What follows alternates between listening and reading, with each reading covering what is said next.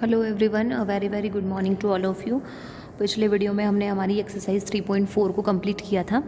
अब जो है हम हमारी एक्सरसाइज 3.5 स्टार्ट कर रहे हैं, जो कि एक नई मेथड है, क्रॉस मल्टीप्लिकेशन मेथड।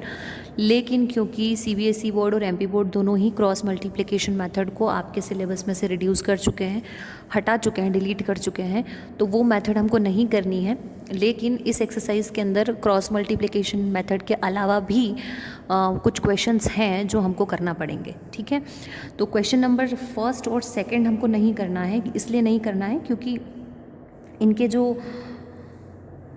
सॉल्यूशंस हैं वो क्रॉस मल्टीप्लिकेशन मेथड के ज़रिए हो सकते हैं, स्पेशली क्वेश्चन नंबर फर्स्ट, तो वो तो हमको छोड़ना ही है। लेकिन आप चाहें तो क्वेश्चन नंबर 2 को आप कर सकते हैं, और मैं नोट्स सेंड करूँगी, उसके अंदर भी आपको ये क्वेश्चन मिल जाएंगे। तो क्वेश्चन नंबर 2 आप चाहें तो कर सकते हैं, कोई प्रॉब्लम नहीं है।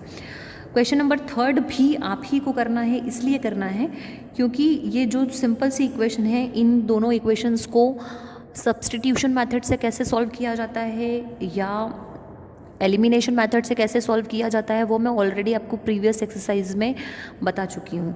तो इस क्वेश्चन में लिखा है, solve the following pair of linear equations by the substitution method and cross multiplication methods. तो या तो आप उसको सब्स्टिट्यूशन और क्रॉस मल्टीप्लिकेशन दोनों से बोला है, तो आप क्या करेंगे, क्रॉस मल्टीप्लिकेशन छोड़ देंगे, लेकिन आप सब्स्टिट्यूशन मेथड से तो सॉल्व कर सकते हैं, क्योंकि सब्स्टिट्यूशन मेथड तो आपके सिलेबस में है भी, और मैंने आपको बहुत अच्छे से उसको सॉल्व करना सिखाया भी है। तो ये दोनों जो इक्वेशंस है, पेयर ऑफ लीनियर इक्वेशंस हैं, इनको आप सब्स्टिट्यूशन मेथड से सॉल्व करेंगे। That is your homework. Now coming to our fourth question is, form the pair of linear equation in the following problems and find their solution by any algebraic method.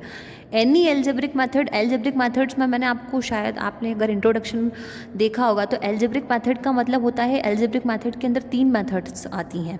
Substitution method आती है, elimination method आती है, और cross multiplication method आती है। अब क्योंकि cross multiplication हट चुकी है, लेकिन सब्स्टिट्यूशन और एलिमिनेशन तो है, तो इसलिए आपको ये क्वेश्चन करना पड़ेगा, क्वेश्चन नंबर 4, क्योंकि इसको हम लोग किसी भी एल्जेब्रिक मेथड से सॉल्व करने के लिए बोला है। तो हम इसको, आपको जो अच्छी लगती है उस मेथड से आप कर सकते हैं। मुझे एलिमिनेशन पसंद है, इसलिए मैं एलिमिनेशन से करवाऊंगी, लेकिन अगर आप चाहें तो आप इसको सब्स्टिट्यूशन मेथड से भी सॉल्व कर सकते हैं। ठीक है, तो 5 क्वेश्चंस है समथिंग कुछ, तो मैं आपको 3 क्वेश्चंस करवा देती हूँ, बाकी के 2 क्वेश्चन आप खुद ट्राई करेंगे। और अगर कोई प्रॉब्लम है तो लाइव क्लास अटेंड करिए, उसके अंदर आपको प्रॉपर एक सॉल्यूशन जिस तरीके से वीडियो में है उसी तरीके से आपको एक बार वहाँ पर भी देखने को मिल जाएगा। ठीक है, तो हम लोग हमारा देखते हैं क्वेश्चन नंबर फर्स्ट, है ना। क्वेश्चन नंबर फर्स्ट है, a part of monthly hostel charges is fixed and the remaining depends on the number of days one has taken food in the mess.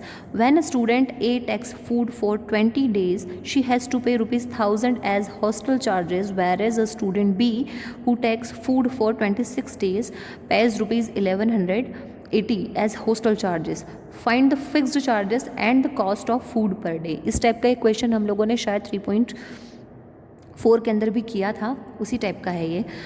तो एक हॉस्टल है जिसका monthly charge जो है वहाँ रहने का वो फिक्स है, और उसका जो फूड है, मतलब जैसे जो बच्चे हॉस्टल में रहते हैं वो मैस जो होती है, मैस के अंदर जहाँ पे फूड मिलता है वो फूड वहाँ से लेते हैं मैस से, तो उस फूड का भी चार्ज है। तो एक जो बच्चा है स्टूडेंट ए, वो 20 डेज़ के लिए कितने पे कर रहा है, 1000 as hostel charges, whereas a student B who takes food for 26 days pays 1180 as hostel charges. मतलब उसके अंदर फूड का भी दे रहे हैं और हॉस्टल का जो फिक्स्ड चार्ज है वो भी दे रहे हैं।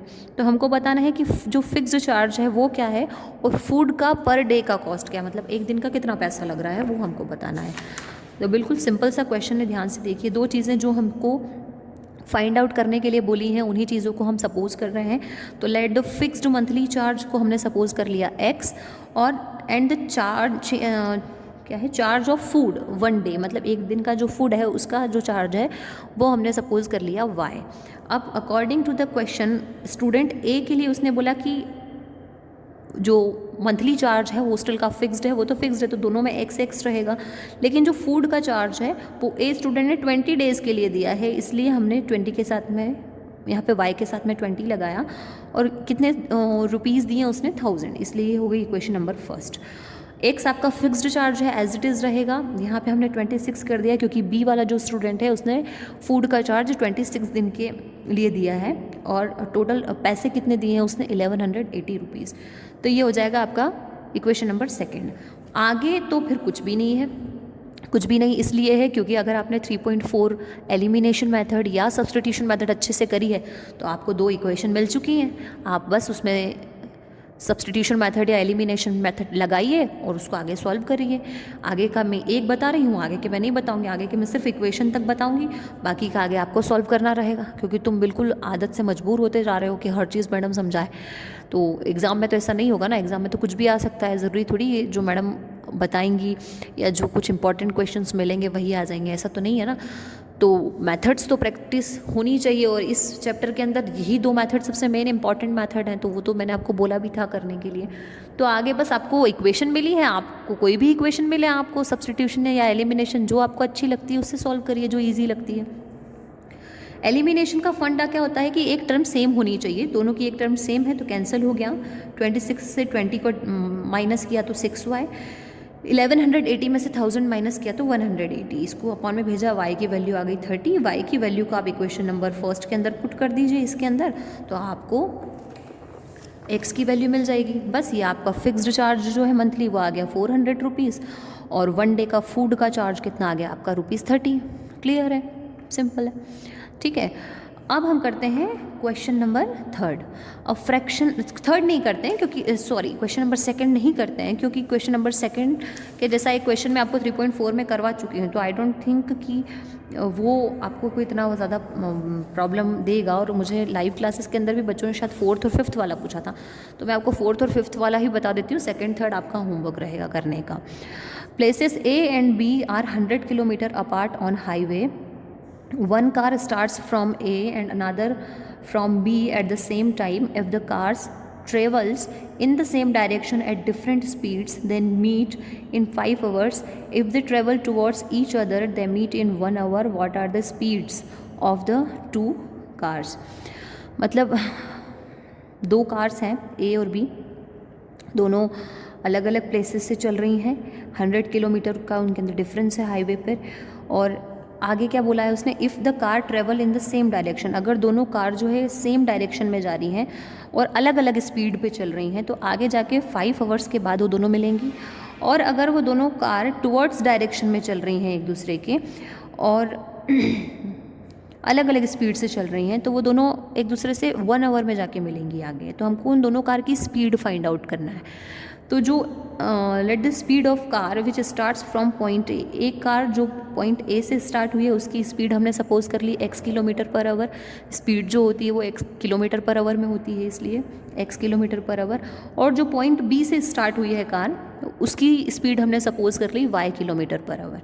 अब एक का उसने क्या बोला है 100 तो कॉमन रहेगा तो 100 तो आपको लगाना पड़ेगा और अपॉन में x माइनस वाई क्यों लगा रहे हैं, क्योंकि उसने बोला है कि जो आपकी कार है वो डिफरेंट स्पीड और सेम डायरेक्शन में चल रही है इसलिए x माइनस वाई।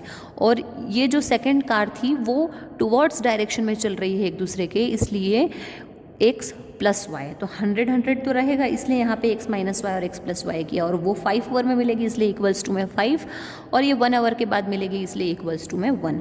अब अपॉन को तो सॉल्व करना थोड़ा सा प्रॉब्लमेटिक होता है, तो हम क्या करेंगे अपॉन को जो है वो सिंपल इक्वेशन में चेंज कर लेंगे, फिर उसके बाद एलिमिनेशन से सॉल्व कर ही लेंगे आप। तो अपॉन से सिंपल इक्वेशन में चेंज करने के लिए क्या करना होता है, मैं बहुत बार बता चुकी हूँ ये चीज़, क्रॉस मल्टीप्लिकेशन करना है। 5 का x से 5x, 5 का y से 5y और 100 एज इट इज़। इसके अंदर आप चाहें तो 5 का डिवाइड कर दीजिए, 5 का डिवाइड करेंगे तो एक और मतलब उसका सिंपलेस्ट फॉर्म बन जाएगा x minus Y equals to 20। तो ये हो गई आपकी इक्वेशन नंबर फर्स्ट। इसका भी क्रॉस मल्टीप्लाई कर दीजिए, 1x plus 1y equals to 100। ये हो गई आपकी इक्वेशन नंबर सेकंड। ये हो गई इक्वेशन नंबर फर्स्ट, ये हो गई इक्वेशन नंबर सेकंड। दोनों के टर्म सेम है, खाली एलिमिनेशन के ज़रिए उनको कट करना है। तो y की वैल्यू आएगी और y की वैल्यू को आप इक्वेशन नंबर फर्स्ट के अंदर पुट कर देंगे तो x की वैल्यू आ जाएगी और x की वैल्यू आएगी 60, यानी कि जो A पॉइंट से स्टार्ट हुई थी कार उसकी स्पीड है 60 किलोमीटर पर आवर और जो B पॉइंट से स्टार्ट हुई थी कार उसकी स्पीड है 40 किलोमीटर पर आवर। ठीक है, अब आती है बारी क्वेश्चन नंबर 5 की, जो कि लास्ट क्वेश्चन एक्सप्लेन कर रही हूँ मैं, जो कि है the area of a rectangle gets reduced by 9 square units if its length is reduced by 5 units and breadth is increased by 3 units. तो पहले इसकी बात करते हैं। लास्ट में उसने डायमेंशंस फाइंड करने के लिए बोला है रेक्टेंगल की, तो रेक्टेंगल की ऑब्वियसली 2 डायमेंशन होती है, लेंथ ब्रेड्थ। लेंथ को हमने सपोज कर लिया x और ब्रेड्थ को हमने सपोज कर लिया y। और इसने जो अब हमको इक्वेशन बोली है वो हम देखते हैं। तो पहली इक्वेशन के लिए हमको जो करना पड़ेगा वो है, क्या है कि the area of a rectangle, area की बात की है, इसलिए आपको एरिया क्या होता है, लेंथ इंटू ब्रेड्थ, यानी कि x इंटू वाई, इसलिए हमने यहाँ लिखा है x इंटू वाई। वो जो है रिड्यूस्ड बाय 9, रिड्यूस्ड मतलब कम होना, इंक्रीज्ड मतलब बढ़ना। तो reduced, the area of rectangle gets reduced by 9, यानी X Y minus 9। X Y मतलब लेंथ इंटू ब्रेड्थ, और एक्स वाई इसलिए किया क्योंकि लेंथ को सपोज किया x, ब्रेड्थ को सपोज किया y, तो एक्स वाई माइनस 9। इधर आगे उसने और हमसे क्या बोला है, if its length is reduced by 5, length मतलब x माइनस 5 रिड्यूस्ड बाय 5 यानी माइनस 5, और इंक्रीज्ड बाय 3 यानी कि y प्लस 3, ब्रेड्थ जो है वो। अब ब्रैकेट सॉल्व कर लीजिए, ब्रैकेट सॉल्व करेंगे, कट करते जाएंगे तो आपको एक इक्वेशन मिलेगी 3x minus 5y equals to 6। Proper तरीके से, अगर पूरी तरीके से एक एक स्टेप समझनी है तो लाइव क्लास अटेंड करो, उसके अंदर मैंने एक एक स्टेप को समझाया है। सेम इसको भी यही करना है, आगे पढ़ेंगे। If we increase the length by 3 units, यानी लेंथ के अंदर 3 को प्लस कर दिया, ब्रेड्थ बाय 2 यूनिट्स यानी ब्रेड्थ के अंदर 2 को प्लस कर दिया, और एरिया इंक्रीज बाय 67, तो एरिया के अंदर 67 को प्लस कर दिया। वही दोनों ब्रैकेट को सॉल्व करोगे, ये मिलेगा। एक्सचेंज करना इनकी साइड्स को, तो आपको इक्वेशन मिल जाएगी 2x plus 3y equals to 61। तो 2 इक्वेशन मिल गई है, उसके बाद आप उसको एलिमिनेशन से सॉल्व कर सकते हैं चाहे तो, या चाहे तो सब्स्टिट्यूशन से सॉल्व कर सकते हैं। इन्होंने क्रॉस मल्टीप्लिकेशन से किया है, लेकिन पिछली बार क्योंकि डिलीट नहीं हुआ था, इस बार डिलीट हुआ है, तो आप एलिमिनेशन से कर सकते हैं, सब्स्टिट्यूशन से कर सकते हैं। तो यही था आज के लिए फ़िलहाल। तो 3.5 एक्सरसाइज आपकी कंप्लीट हो गई है। लैंग्वेज वाले क्वेश्चंस मैंने करवाए हैं, एक जो है क्वेश्चन नंबर 3 वो मैंने आपको करने के लिए दिया है। बाकी का कल हमारी जो एक लास्ट एक्सरसाइज और बची है 3.6, उसको हम लोग कंटिन्यू कर लेंगे।